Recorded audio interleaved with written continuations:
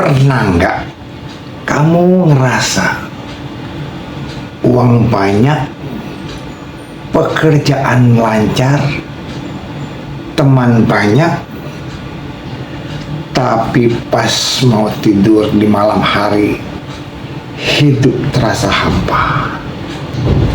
Kamu nggak sendirian. Kebanyakan orang mengira butuh pencapaian baru.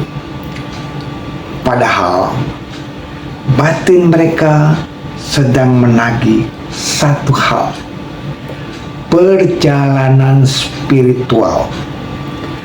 Dan di video kali ini kamu akan paham kenapa rasa hampa itu menunjukkan bahwa batin siap bangkit.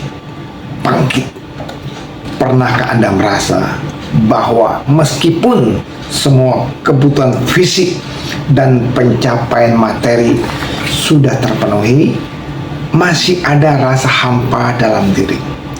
Kita sering mengejar kebahagiaan di luar, pekerjaan yang bagus, pujian, atau kenyamanan materi. Namun, mengapa kebahagiaan itu hanya sementara?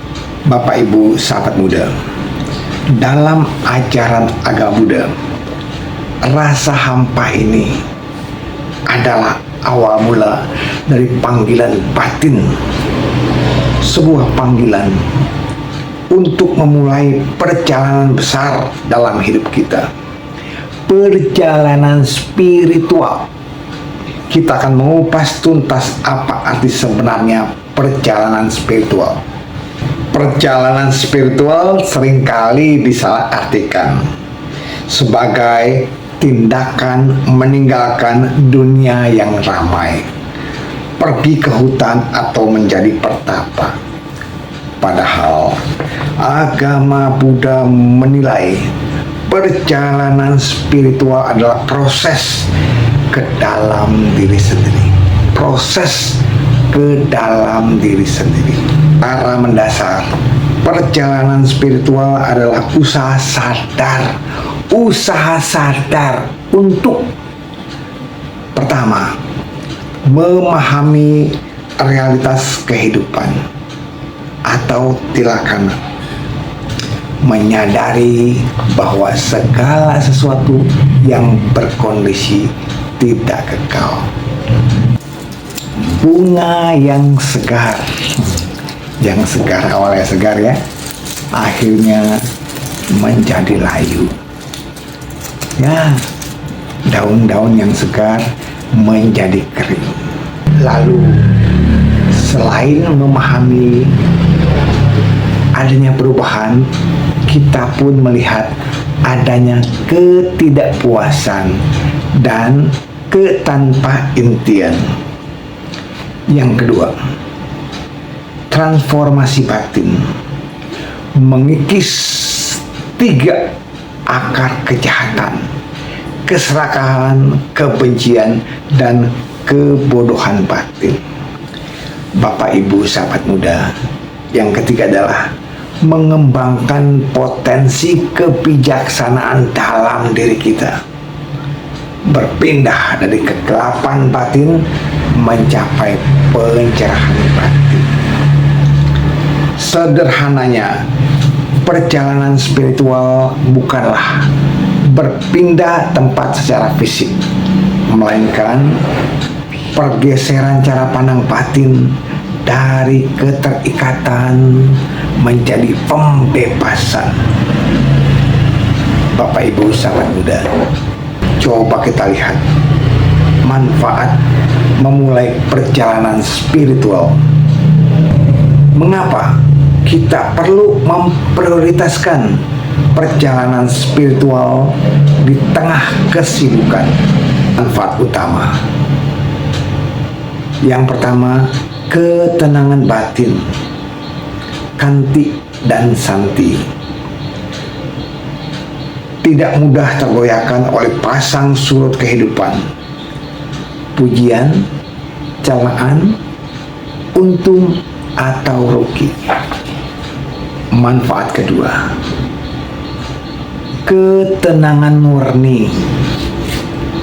Di sini mengurangi beban emosional seperti ketakutan, kecemasan, dan iri hati. Lalu yang ketiga, resiliensi dan penerimaan. Mampu menghadapi rasa sakit atau kegagalan dengan sikap bijaksana tanpa menyalahkan keadaan. Berikutnya, keharmonisan hubungan. Di sini kita membangun cinta kasih dan kasih sayang yang tulus kepada semua makhluk. Beberapa contoh dan langkah praktisnya. Bapak Ibu sahabat muda yang pernah belajar tentang riwayat hidup Gotama, riwayat hidup Buddha Gotama, Pangeran Siddhartha melihat 4 peristiwa dalam perjalanannya mengelilingi istana. Apa itu? Beliau melihat orang tua, orang sakit, orang meninggal dunia, dan seorang pertapa. Perjalanan spiritual beliau dimulai dari keberanian menghadapi, melihat kenyataan tersebut.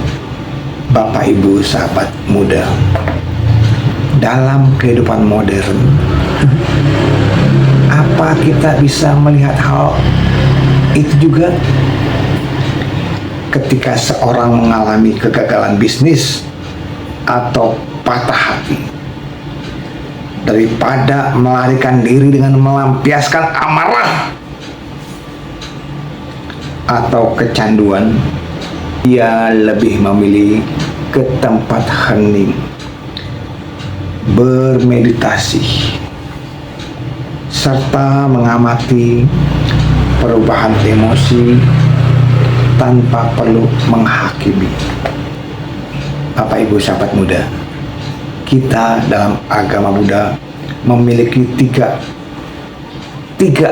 pilar praktis, yaitu apa? Sila, samadhi, dan panya. Sila, kita menjaga ucapan, perbuatan, dan penghidupan. Kita latih pada ucapan benar, perbuatan benar, dan penghidupan benar.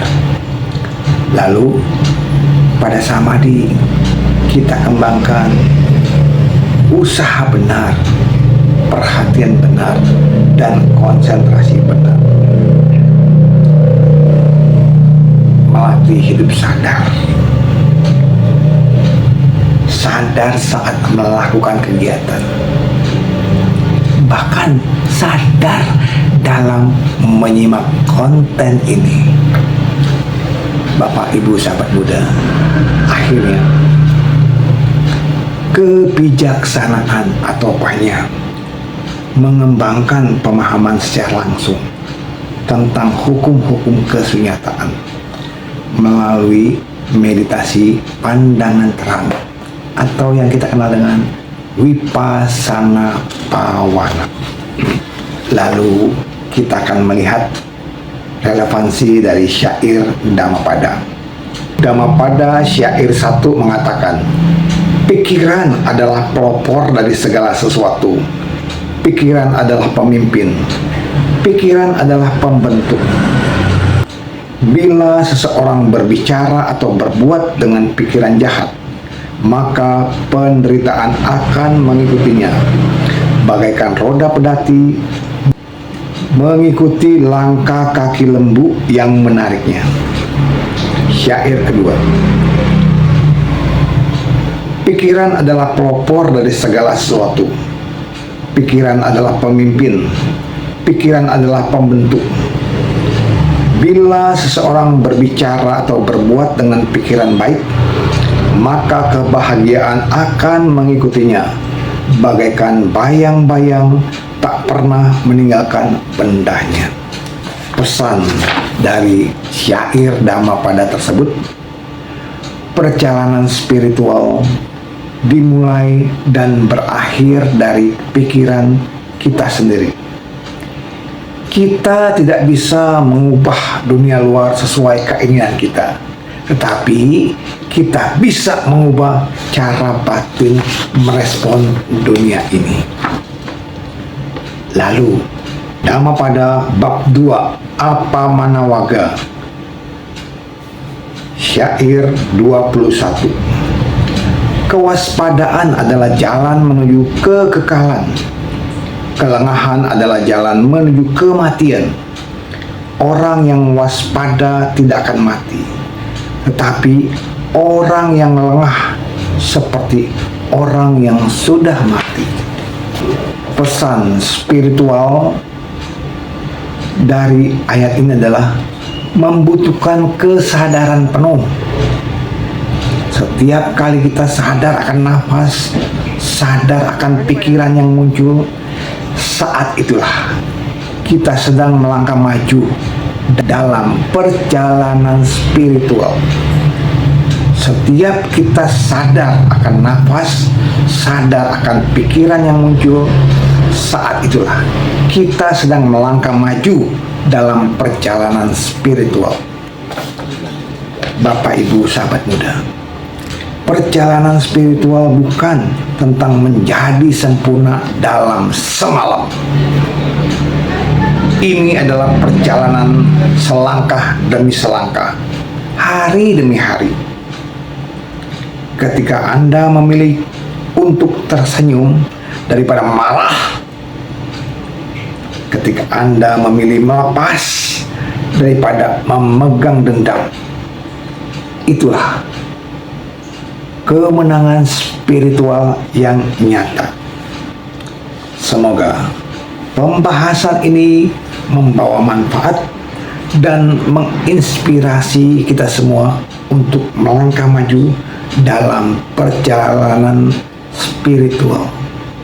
Semoga semua makhluk hidup berbahagia. Satu.